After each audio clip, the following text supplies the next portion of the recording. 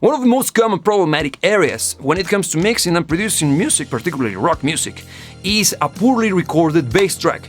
And there are many elements to it, and one of them is the use of compression in the way in while recording. And today you're gonna be by my side while I record the bass tone for one of the songs that I produced for one of my clients that she's gonna be using for her podcast and any form of social media content. So, the key component for today's exercise is gonna be the use of the Pedal 76 by Warm Audio, which is gonna be our compressor of choice. And we're gonna be tracking this bass sound using the Logic Drummer. Yeah, you heard that right. We're gonna be sending that bad boy into the real world through the use of reamping. So, with that being said, let's get into it. Reamping is a technique that allows for a guitar or bass direct signal to be recorded, for it to be processed by a proper effect chain and amplifier at a later stage, allowing for precise tone crafting. For example, when using an amp simulator software like Amplitude, you can keep tinkering with the sound of your take because what is recorded is the clean DI and not the output of the guitar modeler software. I'll be doing the same but with analog gear, by outputting the previously recorded DI into my amp and pedals through the use of a reamped box, which turns the output of my interface into the right signal for my amps. But if you're working in the box, don't worry because all of these techniques applies the same. Okay, so let's begin. We're gonna be reamping tonight the output of the session player, the bass player that comes with Logic Pro, and we're gonna be feeding it into one of my amplifiers here in the studio. The one that we're gonna be rocking today is Woods Amplification mini amp, which happens to be one of the relics that I'm lucky enough to own, and it sounds amazing. Now, we're gonna be splitting the signal into two different takes. We're gonna be recording the sound of the amplifier, and also we're gonna be recording a DI track, thanks to the use of the compressor, the Pedal 76 from Warm Audio. So, I spoke already for long enough, let's listen to some music. This is the track so far.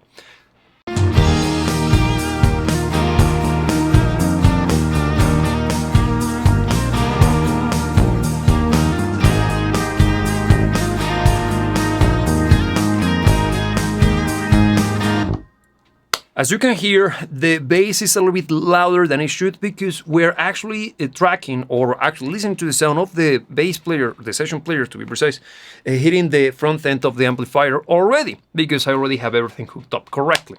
Now, let's take a look at the sound of the amp. Whenever we're producing music, it's very important for us to craft sounds correctly before even committing to anything. Why? Because that way we make sure that we get the proper resolution of the quality when it comes to the quality of the audio file, but also we get the proper sound out of our gear. I already set the gain stage on my preamps correctly, at least for now, and now I feel confident that wherever I throw at it is gonna sound correct. Now, with that being said, let's get to the start of the show. That's the Woods Amplification mini amp, which happens to be a relic, as I said before, from the past. And one of the things that I like about it is that it's not only red and it looks like an ice cream sandwich, but the fact that it also has a very interesting and weird sounding, or weird in the way that the architecture of the equalizer works inside of the amplifier. So, first, I'm gonna solo the sound of the bass so we can actually see what on earth is happening with the bass itself and the equalizer. So I'm going to press play and I'm going to introduce you to some of the features. First, we got this guy, which is what changes everything.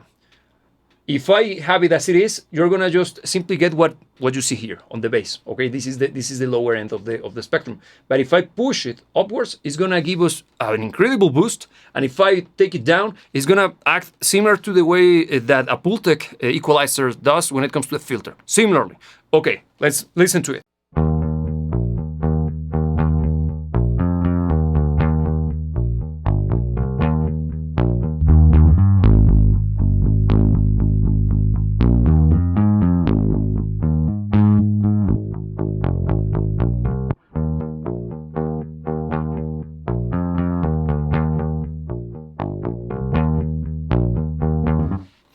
Interesting, right?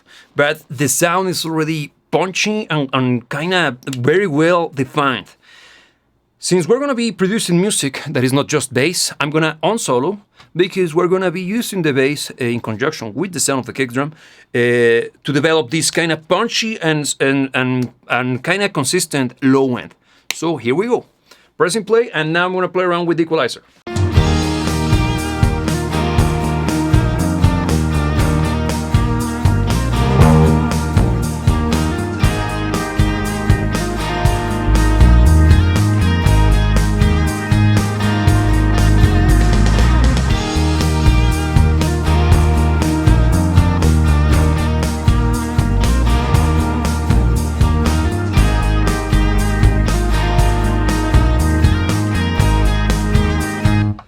That sounds great, right? I told you this amplifier is fantastic. Now, with this being done, it's time to hit the pedals. So, see you there. Okay, so now it's time to deal with the pedal, the compressor. Let me introduce you to my little friend. Over there we got the pedal 76, which is very much one of my favorite pedals so far. I just own it for a few days, but I gotta tell you, it's fantastic because it truly delivers the sound of an 1176, but in pedal format, and also allows you to split the signal into two. That's how we're actually getting the DI for today's experiment or today's exercise. Now, explain a little bit of the controls. The controls are basically following the same architecture you will find on an 1176. So it begins with this, the input, which is going to be controlling how much signal is fed into the compressor. They're acting similar to a threshold, if you are more familiar with those kind of devices. Then we got the output, which is used for compensation whenever the compression takes place. So we can even push the output of the compressor super high, so we can actually use it as an overdrive of some sorts. Then we got, of course, the attack and release, which is the ones that controls the dynamics. The attack can be set fast or slow, depending on how you like it. And the same happens to the release. I will explain those once we get music rolling. And of course, the ratio, which is going to dictate to the compressor how much compression should take place every time the input trespasses the threshold set before. Okay? Enough talking. Let's rock and roll. Here we go. And also, it comes with a beautiful BU meter. So, I'm going to press play, and let's F around with the sound of the compressor.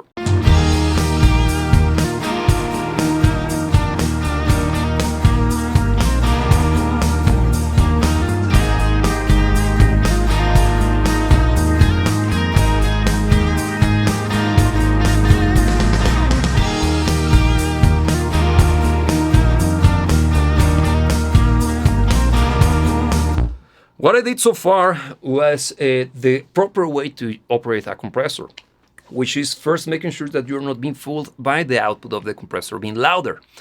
So whenever you're working with compressors, regardless of you've been mixing or actually working on something like this, for example today, it's always a good idea to make sure that you're not being fooled by volume. Secondly, since we're hitting the front end of the amplifier with this guy, if we push it too hard, we are gonna get distortion, which is not necessarily a bad thing. But given the nature of the track, I don't feel the need for it. And speaking of which, this is a good segue for us to get into the whole concept of music production. Since this is actually gonna be used, professionally speaking, it's the introduction for a podcast for one of my clients. She's a speaker, she's a motivational speaker for that matter. She's actually quite renowned. And her audience is mostly women. And the tone and the vibe of the podcast is going to be not necessarily comedic, but it's going to be uplifting and fun. That's why I had to merge, when composing the track, those characteristics, because we got to make it feminine sounding, but not necessarily super girly, okay? That's why we have to keep that in mind, because when crafting the tone, we got to preserve those values, okay? Now, good. It's time to add some compression. As is right now, it's already compressing, regardless of me not having any form of ratio set already, because it's using the slowest ratio. So I'm going to begin compressing. And what's my point for this? I want to create a very attack-driven and punchy sounding kick drum. Yeah, I know, but you'll see. Here we go.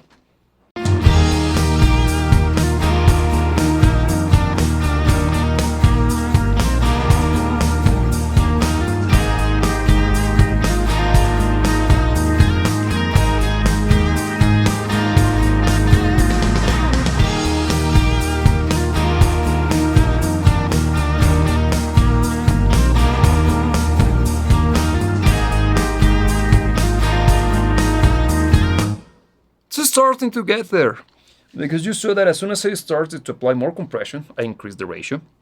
I also felt that we could push a little bit more the input. So it's working, but I think we're squashing the transients. And I want to feel each kick with the bass going together. So that's why we're going to be now working with the attack and the release. The trick is going to be setting the attack slow enough for the transient to pass through the compressor before the compression takes place, and the release to be fast enough for the compression to be released before the next note is played. thus creating this kind of musical and consistent sound, because I also want to extend a little bit the release tail of each of the notes. So let's do it. Here we go.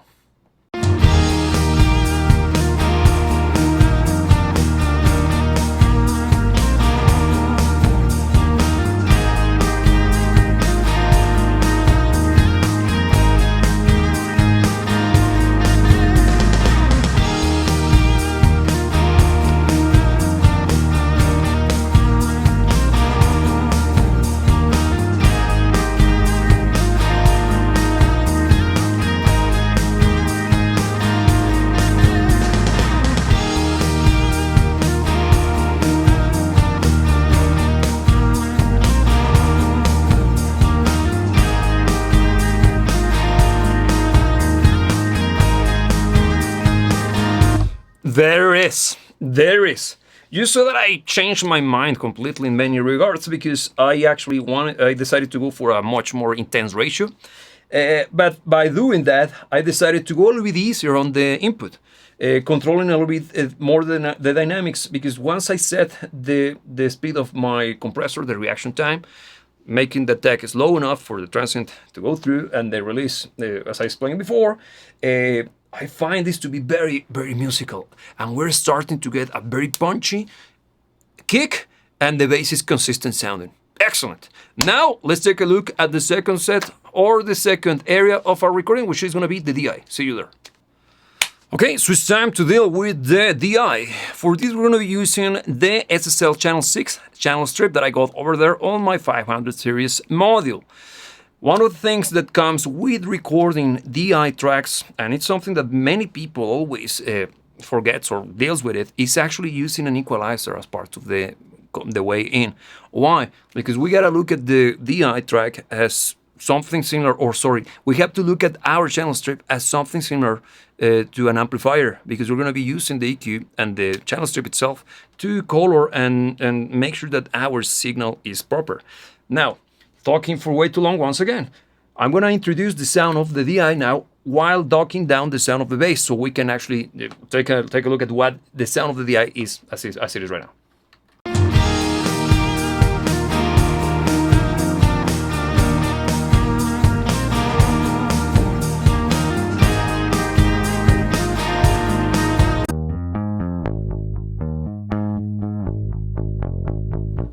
Okay, super punchy, and the attack is super prominent.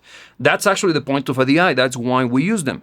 But I feel that I can actually use up a little bit the gain. Now that we got the compressor, the signal is coming in strongly, but it's no longer having those accidental, super hot moments. So I'm gonna increase the input on our compressor, channel strip.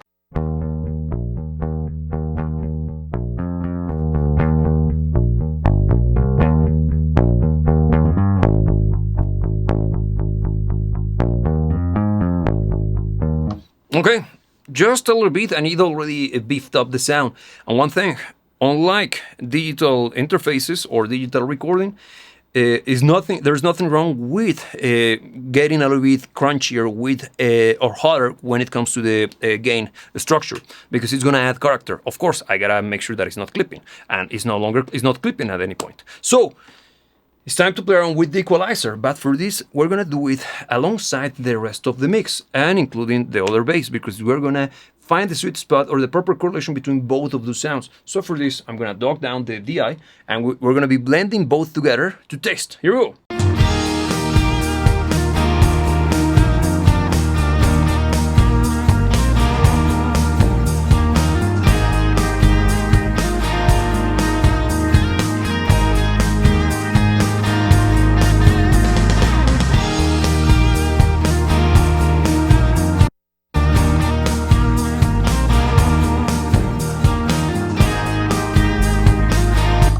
Both of them are already working beautifully together. The issue that I feel is that we got a little bit of a nose, a little bit of too much mid-range on the bass, the DI, to be pretty precise. So I'm going to use the equalizer. Once again, I'm going to first solo the sound of my bass, the DI, so we can pinpoint exactly where the problematic area is. Here we go.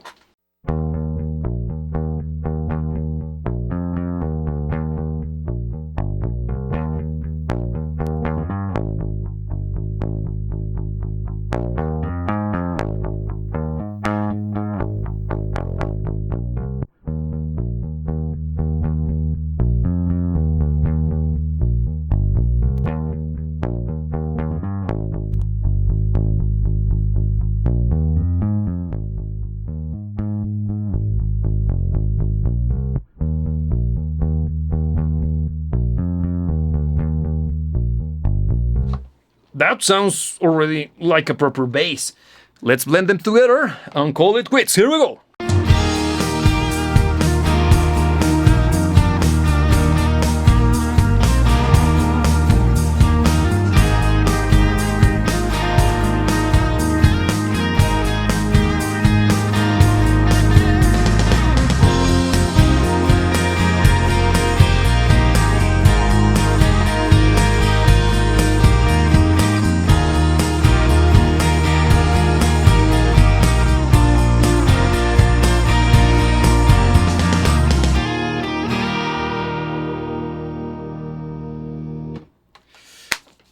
Love it! I played a little bit of tricks in front of you while the track was playing because I decided to push a little bit more the output of the preamp that is being used to record the sound of the amplifier going through the cabinet simulation. But all in all, beautiful, right? Punchy, rounded, and quite defined, and also, well, working together with the rest of the mix. That's the key component of producing music and recording. There you go.